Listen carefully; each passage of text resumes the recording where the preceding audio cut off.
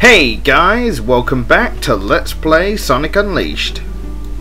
Night has fallen upon us and we've turned into Mr. Monster Guy, as Chip would put it. So let us go into the portal to try our first nighttime level. So back on the map screen, this time it set us a really big challenge and moved the selection a little bit to the left. So, you know, I'm going to have a lot of trouble actually getting to this one. It's going to be probably about half an hour. Oh wait, I'm already there. Anyway, let us enter Windmill Isle Nighttime Stage.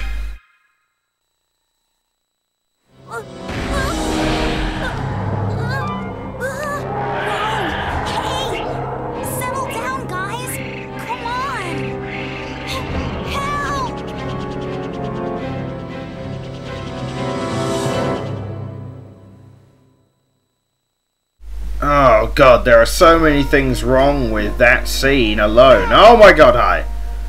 Anyway, there are so many things wrong with that scene alone. First of all, Tails can fly away from a group of monsters, like he did, pretty easily. But yet he stays there and moans that he's going to get attacked when he could easily just fly away. Anyway, I suppose I should be talking about the stage in hand here. This is our first nighttime level, so I'll go with you the basic controls. The X button is a light attack, and the Y button is a heavy attack. A button is jump, of course.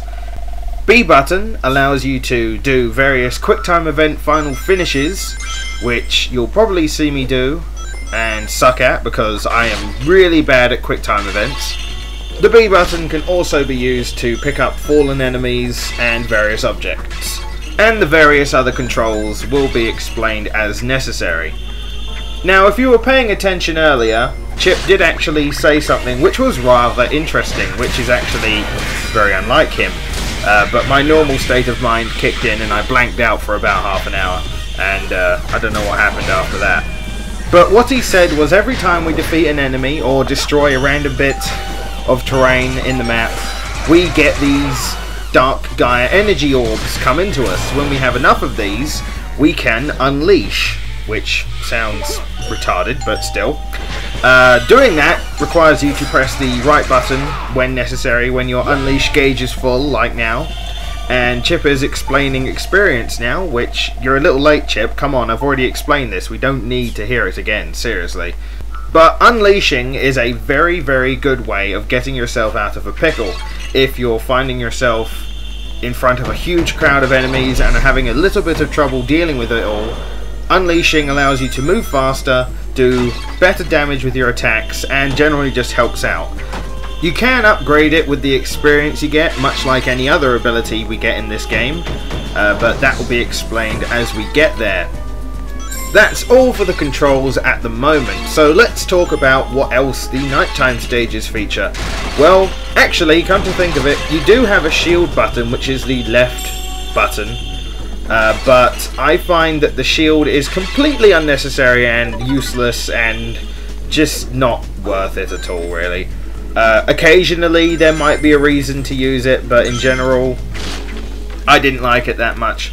Oh, and as I'm doing here, the right trigger allows you to run a slight bit faster, which in some cases is actually very useful for getting over jumps that you think you might not just make. Anyway, the nighttime stages are the bulk of this game, unfortunately, although I do like some of the earlier stages, they're pretty good, but the later stages become a right pain in the backside. On my first run through of the game, I swear this level took me about half an hour, and I still don't doubt that this stage will take about 3 videos to finish. And let's see what's behind door number 2! Looks like a lot of enemies. And a vinyl, nice. Okay, so let's deal with these guys the only way I know how to, which is unleash! Now, as I said before, unleashed is rape, essentially.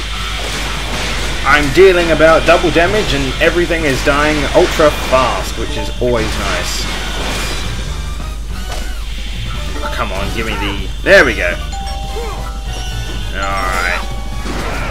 I always like the way that Sonic deals with those guys. He kind of lifts them up in the air and just boots them across the screen.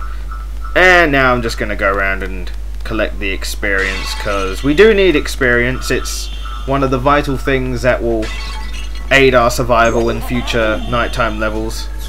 If ever you do need to harvest experience to grind for it, usually nighttime levels are the best choice, but maybe pick your favorite daytime level and just try and S-rank it. That will usually make you do a few playthroughs and get quite a bit of experience, because you can level up either the Werehog or normal Sonic in either a night or daytime stage. You're not forced to, for instance, only level up with the Werehog in nighttime.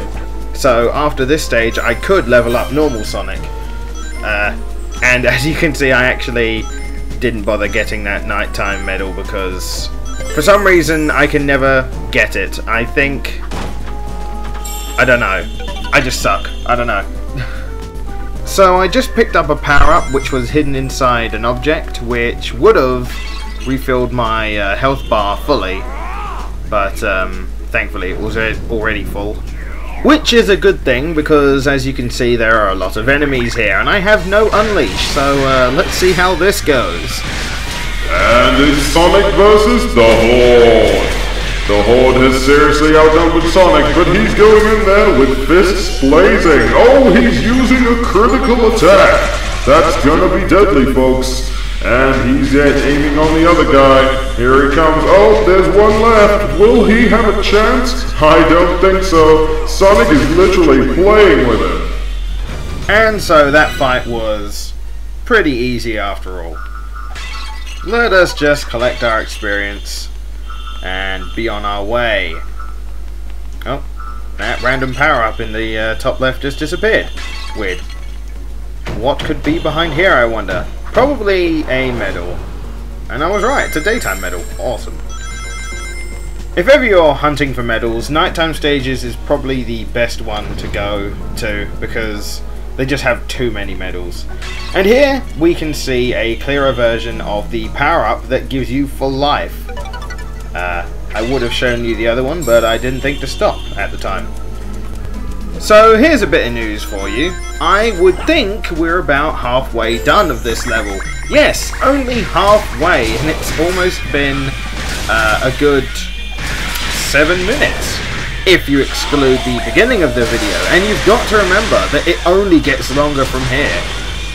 It only gets longer. Haha! 69 hit combo. Lol. Anyway, I would think though that a big majority of why these stages actually take as long as they do is because of all the fighting sections that they force you to do, because they do the Devil May Cry thing and say you can't continue until you defeat all the enemies in this area. And also some of the annoying platforming sections can be a bit of a pain, and in later levels especially the platforming, whereas you would have big fighting sections and have a platforming section, fail at the platforming section and have to redo the fighting section. So levels can take quite long doing it that way as well, and I can't make basic jumps, it seems. Here's another one of the gimmicks that you're going to get in later stages which really suck. This path, as Chip says, is pretty dangerous because it's over water. Now all of you guys now should know that Sonic hates water, but can still like be in it. In this, as soon as you fall into that water, you fail so hard, and the checkpoint is just there. Did you know how many times I've fallen into that goddamn water just by accident, by tapping the analog stick maybe just a slight bit, fallen in and had to do all this from the previous checkpoint? Well, it wasn't all that, it's actually just before the fight I had a minute ago. But that's just so annoying, especially in the middle of a stage, because the way the ranking system works in this game is basically how many rings you have, how many baddies you've beaten up, how long it's taken you, and various things. And dying is a bad thing because you lose all your rings, and it's just a big hit on your overall score. So it sucks. It sucks a lot. And just falling in that hole, man, is just not good. Oh yay, another sun medal. That's awesome. So, I've been damaged, and by now you've noticed we have the health bar because I told you that you can replenish your health bar with the power-up, but that's not the only way. Rings can do it too, which is another reason rings exist in the nighttime levels, not only for score, but for health. Oh great, a whole load of enemies. Awesome. Time to unleash and beat the crap out of them all. But it looks like this is the last thing we'll be able to do in this video, so I guess I'm going to wrap it up for now. I'm Mega G-Wolf, and I hope you enjoyed this video of Let's Play Sonic Unleashed. I will see you next time on the next episode of Dragon Ball Z. Oh, wait, no. But, yeah, I'll see you next time, guys. Later.